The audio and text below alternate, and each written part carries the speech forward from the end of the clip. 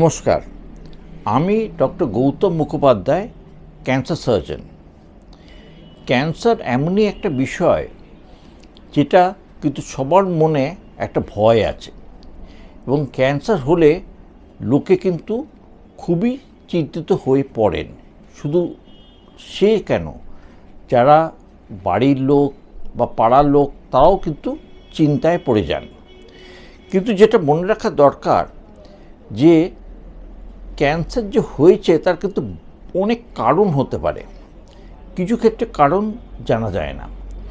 যদি কারোর পরিবারে ক্যান্সার থাকে, মানে ফ্যামিলি হিস্ট্রি থাকে, তাহলে সেই ক্ষেত্রে একটু সতর্ক হতে হবে।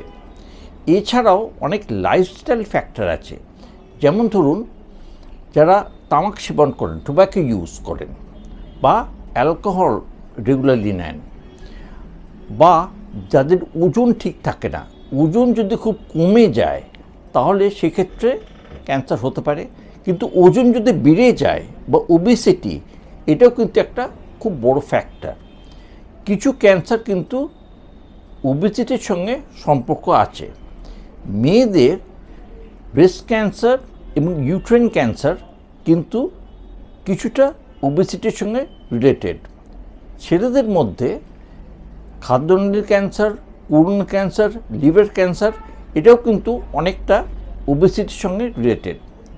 যেটা মনে রাখা অত্যন্ত প্রয়োজন যে একজন লোক কেন ডাক্তারের কাছে যাবে, কারণ কেউ ভাবতে চায় না যে তার ক্যান্সার হয়েছে। দেখা যাচ্ছে যে ক্যান্সারের যে সিমটম থাকে এবং সাধারণ অসুখের যে সিমটম থাকে সেটা প্রায় একই রকম।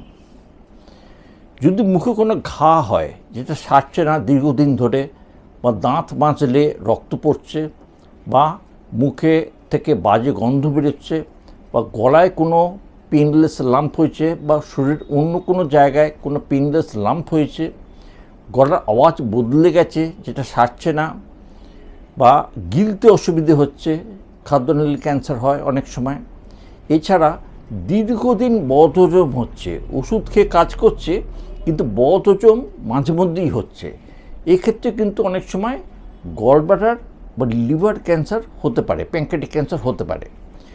দেখা যাচ্ছে যে এইসব সিমটমগুলো কিন্তু সাধারণভাবে অন্যান্য অসুখেও হয়, কিন্তু 1.5-2 মাস যদি না সারে তাহলে কিন্তু আপনারা ডাক্তারের পরামর্শ অবশ্যই নেবেন। এছাড়া যখন কোনো জায়গা দিয়ে রক্ত পড়ে, সে নাক দিয়ে হোক বা পায়খানার সময় হোক বা ইউরিন পাস করার সময় হোক, যদি রক্ত পড়ে, বা if there is alteration of Baul habit, কখনো কনস্টিপেশন হচ্ছে, কখনো ডায়রিয়া হচ্ছে, এই ধরনের সিচুয়েশনে কিন্তু পরীক্ষা করা প্রয়োজন। আবারও বলছি, বেশিরভাগ ক্ষেত্রে কিন্তু এগুলো কিন্তু ক্যান্সার নয়, কিন্তু কিছু ক্ষেত্রে এটা কিন্তু ক্যান্সার হতে পারে, এবং cancer is curable if detected early. সুতরাং আর্লি ডিটেকশনের ওপর আমরা কিন্তু বেশি জোর দিই, বেশি গুরুত্ব দিই। একটা কথা আমি বলতে পারি আপনাদের, সেটা হচ্ছে রিগার্ডিং বায়োপসি। বায়োপসি এমন একটা ব্যাপার, এই কথাটা শুনলেই লোকে ভাবে ওটা ক্যান্সার হয়ে গেছে, তা কিন্তু নয়। বায়োপসি একটা পরীক্ষা মাত্র, এবং সেটা নিডল দিয়ে হতে পারে, যাকে বলে এফএনএসি, বা একটা টুকরো নিয়ে বায়োপসি হতে পারে, এবং বায়োপসি উইল কনফার্ম যেটা কী অসুখ। এটা শুধু ক্যান্সার ডিটেক্ট করে তা কিন্তু নয়, এটা কিন্তু টিবি বা টিউবারকুলোসিস বা ইনফেকশন বা অন্যান্য কোনো অসুখও কিন্তু বায়োপসিতে পাওয়া যেতে পারে। এবং একটা যে কমন ধারণা আছে যে বায়োপসি করলে ক্যান্সার ছড়িয়ে যায়, এটা কিন্তু সত্য নয়। যদি কোনো কারণে ধরুন ব্রেস্টে কোনো পেনলেস লাম্প হয়েছে, তার বায়োপসি করা হলো, ডাক্তার মনে করলো ক্যান্সার এলো, তাহলে সেটাকে আমরা প্রথমে স্টেজ করি, যে সেটা কোন স্টেজে।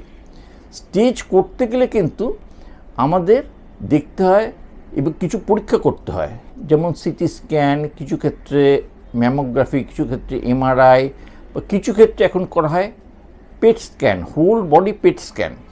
এগুলো করলে কিন্তু আমরা জানতে পারি যে এক্স্যাক্টলি ক্যান্সারটা ছড়িয়েছে কিনা। যদি ক্যান্সার ছড়িয়ে থাকে তার একরকম ট্রিটমেন্ট, যদি ছড়িয়ে না থাকে তাহলে তার কিন্তু অন্যরকম ট্রিটমেন্ট। ইউজুয়ালি যদি এক জায়গায় ক্যান্সার থাকে তাহলে কিন্তু অপারেশন বা রেডিয়েশন হচ্ছে অ্যাডিকুয়েট ট্রিটমেন্ট, কিন্তু যদি অনেক জায়গায় ছড়িয়ে গিয়ে থাকে তাহলে কিন্তু কেমোথেরাপি বা টার্গেটেড থেরাপি বা অন্যরকম ট্রিটমেন্ট হয়। সুতরাং ক্যান্সার ডিটেক্ট হওয়াও যেমন ইম্পর্ট্যান্ট, তার স্টেজ বা কতটা ছড়িয়েছে বা এক্স্যাক্টলি কী টাইপের ক্যান্সার এটা জানা কিন্তু অত্যন্ত জরুরি। যেটা আমার মনে হয় খুবই ইম্পর্ট্যান্ট সেটা হচ্ছে যে অনেকে জানতে চান যে ক্যান্সারের ক্ষেত্রে কি কোনো ভ্যাকসিন আছে। কারণ কিছুদিন আগে রাশিয়া থেকে বলা হয়েছিল যে এমন একটা ভ্যাকসিন বার করা হচ্ছে যাতে কিন্তু ক্যান্সার সম্পূর্ণ নিরাময় হতে পারে। আমি বলে রাখি যে ক্যান্সারের ভ্যাকসিন কিন্তু দুরকম হয়। একটা হচ্ছে প্রিভেন্টিভ ভ্যাকসিন। প্রিভেন্টিভ ভ্যাকসিন এখনও কিন্তু অ্যাভেলেবেল আছে, যেমন ফর সার্ভাইকাল ক্যান্সার এটা কিন্তু 9 থেকে 14 বছর মেয়েদের দেওয়া যায়, এবং শুধু তাই নয়, এটা একটু বেশি বয়সেও দেওয়া যায়, তার এফেক্টিভিটি হয়তো অতটা থাকবে না। এছাড়া হেপাটাইটিস বি এগেনস্টেও কিন্তু ভ্যাকসিন আছে। এগুলো প্রিভেন্টিভ ভ্যাকসিন, তার মানে হচ্ছে যে এগুলো কিন্তু ওই ধরনের ক্যান্সার হতে দেবে না, মানে বা চান্সটা অনেক কমিয়ে দেবে। এছাড়া আছে থেরাপিউটিক ভ্যাকসিন। রাশিয়ার যে ভ্যাকসিন ক্লেম করছে বার করবে সেটা হচ্ছে থেরাপিউটিক ভ্যাকসিন।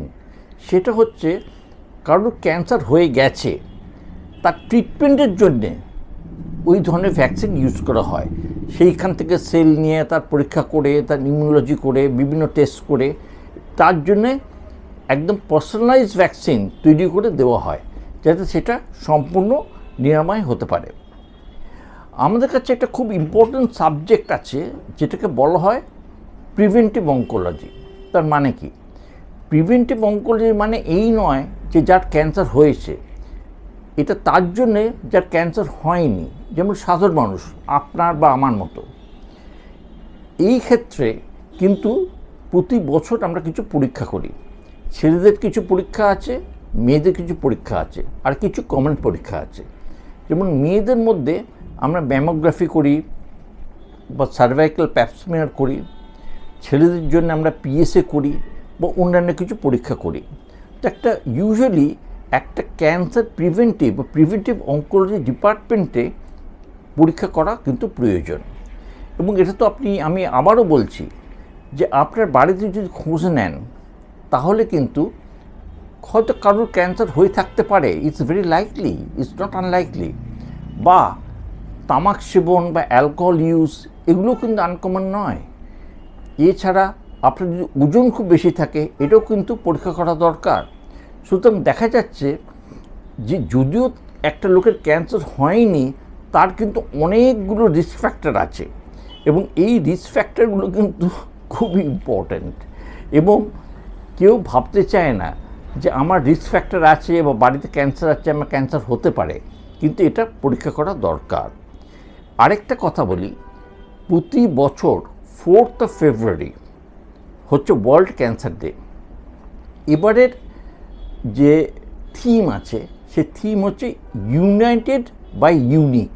তার মানে হচ্ছে যে প্রত্যেক ক্যান্সার কিন্তু ইউনিক বা বিশেষ, এবং তার কিন্তু একটা গল্প আছে, একটা কাহিনী আছে, এবং সেই কাহিনীটা কিন্তু অত্যন্ত ইম্পর্ট্যান্ট, এবং সেই কাহিনীগুলো কিন্তু বিভিন্ন পেশেন্টদের জুড়ে দেয়।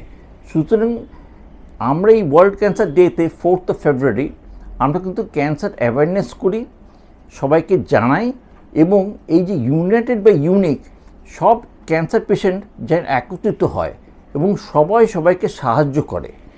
এবং এটা বলতে বাধা নেই যে এখনও 2026 সালে ক্যান্সারের বিষয়ে কিন্তু একটা স্টিগমা আছে, এটা কিন্তু থাকা উচিত নয়।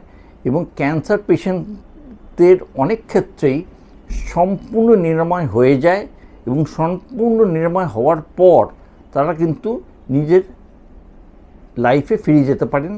অনেকেই আছে আমাদের যারা কাজ করছেন অফিসে, বা খেলাধুলো করছেন, বা লেখালেখি করছেন, এরকম কিন্তু বহু পেশেন্ট আছে। সুতরাং এই 4th ফেব্রুয়ারি ওয়ার্ল্ড ক্যান্সার ডেতে আমরা কিন্তু এটা বিশেষ একটা চিন্তা করি যে আপনারা কিন্তু ক্যান্সারকে ভয় পাবেন না, কিন্তু যদি কোনো হ্যাবিট থাকে, টোব্যাকো, অ্যালকোহল বা কোনো ওয়েট যদি কন্ট্রোলে না থাকে, আপনি অবশ্যই কিন্তু ক্যান্সার স্পেশালিস্টের কাছে আসতে হবে না, আপনার লোকাল ফিজিশিয়ানের কাছে যাবেন এবং গিয়ে পরীক্ষা করাবেন। আপনারা সবাই ভালো থাকবেন। নমস্কার।